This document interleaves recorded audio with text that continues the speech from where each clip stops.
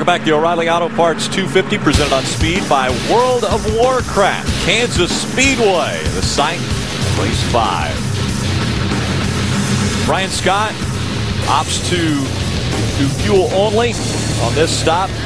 No tires for him, so that means that he will be in front of the field. Let's see if tires play an important role. The Sprint All-Star Race Saturday night, May 16th. The most spectacular all-star event in all of sports. Tickets just $25. Call 1-800-455-FANS, or you can buy your tickets online at lowestmotorspeedway.com. I'm telling you, that is an incredible value for $25.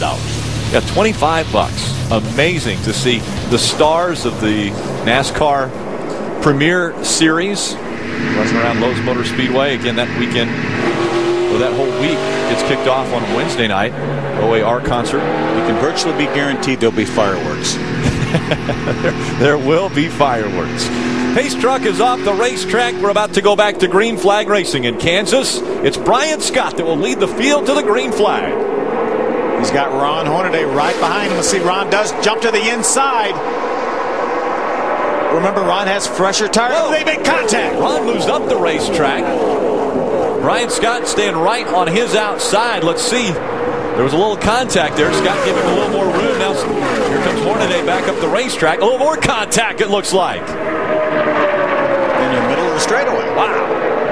Ron Hornaday just bouncing off the 16 on this first lap after we restart. Looks like Brian lost the front end a little bit up off the fore end. Will lose that lead to Ron Hornaday. So Hornaday leads the lap. Brian Scott running second. 3 wide across the start-finish line, battling for spots. Mike Skinner. Here comes the 88 of Matt Crafton to the inside. Boy, Matt really had a run off of turn number 4 there. He was able to get by the 2 trucks that Skinner was racing 3 wide with. 2 or 3 wide back behind him. There's Johnny Benson, the 1, Terry Cook in the 25. Remember, those guys were battling up in the top 5 not too long ago. Johnny Benson just in front of Terry Cook. We're riding along with Terry in the autismspeaks.org. Both of those trucks, remember, stayed on the racetrack. Brian Scott is the only truck that did not get tires on the last 2 caution flags. And we'll see how that fares for him as we continue on with this run. There goes Mike Skinner looking to the outside of Jason White. Jason's going to ease up the racetrack. He leaves him some room up there. Remember, Skinner was our leader when the competition caution came out. Matt Crafton looks like he has really improved his truck. He was running 3rd when that caution came out. Look, he's going by Skinner on the outside. Here comes Matt Crafton. A good run once again. Now he gets right up on the back bumper of Stacy Compton in that 60, but can't move forward. It looks like a pace lap. Double file through 1 and 2. Matt Crafton said, please go, Stacy Compton. Please get in front of these guys. Adam Alexander, what's Matt Crafton talking about? Bud Hafley, his crew chief, told him when we were set for the green flag a moment ago, leave nothing on the table. There's weather in the area, and you need to get to the front. Running at the top 5 when this day began, he finds himself in 8th. But as you guys mentioned, he is on the move. I think if he could just get by Stacy Compton right now battling side by side with Mike Skinner, he may be able to drive up and catch that next group. Now looking to the outside. That's a very high line here at Kansas Speedway. See if he's able to get by Stacy Compton. There's Terry Cook, the autismspeaks.org Toyota. He said his truck was extremely good on Saturday on the high side. There, Crafton sees an opening. He goes high around Stacy Compton. Compton gets a little loose. Into the wall goes Terry Cook. Terry Cook was in the wall. He was going to try to follow Matt Crafton around Stacy Compton. He made some pretty good contact with the wall. He stays on the racetrack. Yep, you see the damage to the back of the 60 of Stacy Compton. Looks like a bumper bar has come off the back of that truck. Looks like not quite yet. You know, Terry was behind Matt Crafton. Looked like he... Sometimes it's really hard to see through the back windows of these trucks. It looked like Terry may even have lost his view of where he was there on the racetrack coming off that corner. It looked to me like Compton got just a little bit loose, moved up the racetrack, and that put Terry Cook right into the wall. Might have forced him right into the fence there. We see side-by-side racing continuing now. Crafton slowing in the high line. James Busher's going to go by him. Let's take a look at what happened there. Watch, Matt Crafton goes to the outside of the 60 of Stacy Compton. Watch Terry Cook there in the 20. There's a 60 getting loose.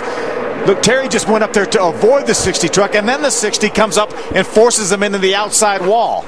Take another look at how that looked. Coming right at us. Yeah, Stacy gets a little bit loose, and Terry was trying to avoid him, made contact with the wall, and then Stacy continues to get loose and forces Terry into the wall again. Now we're going to ride along with Terry. Watch this now. There's Crafton going to the outside. Watch Stacy gets loose right there. Terry got his right sides in the loose stuff trying to avoid Stacy, and then Stacy essentially was out of control. Here's Rick Crawford's on board. Take a look right side of your screen.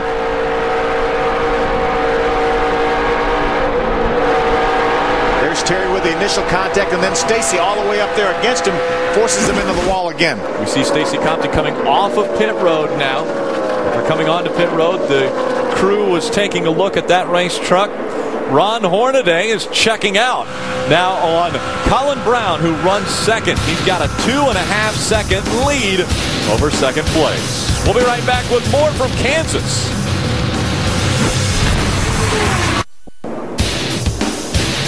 Welcome back. Under our 8th caution of the race, it was Terry Cook who got into turn 2, the wall in turn 2. Oh, and he rolls off the jack as they were working on that. Let's take a look riding along with him.